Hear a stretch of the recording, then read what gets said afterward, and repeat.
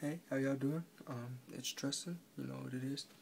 I'm about to read y'all my graduation speech. Yeah. What's going on? Remember when? Remember when we were all waiting for this day to come, for what tomorrow might bring? To get away from our parents because they just don't understand. To do everything and anything we wish. To set our own rules. Then reality started to slowly set in. And all that we wished for came faster than we could believe. Instead of wishing for that time to come, it became, what should I do with it now that the time is here? The time is here. Our time is here. Maybe we'll be great, maybe we won't. Maybe we follow our dreams, maybe we live in the past wishing we did. Maybe we fix the deep hole everyone before us has dug, or maybe we continue digging. Maybe our generation will be great, or we can fall. Hopefully we can come together to fix all the damages all the fighting has created on the world, or we continue to fight and suffer the consequences together. At least we would have that in common. But all that of it is ahead of us now.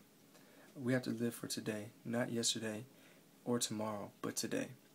Because your future lays in decisions that you make today. We surely didn't start the fire, but we can put it out and light our own flame. Or we can add more fuel to the fire that is destroying this planet. We should be fired up. Fired up for world peace and the fight against our worst enemy, pollution. Whatever we choose to do, again, the time is here. I talk to y'all as my brothers and sisters, not as classmates. The struggles we faced, we never dealt with alone. We took the troubles as a team and only grew closer when facing the tough times.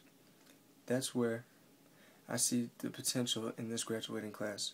We are strong together and ones to be heard win together. We cannot fall if someone is there to catch us, which I feel I have next to me, a family. We are special. I feel something special out of this class. I feel the blessing of tomorrow. We are great. We can stand and make a difference. We are the family of 2011. Thank you. And, yeah.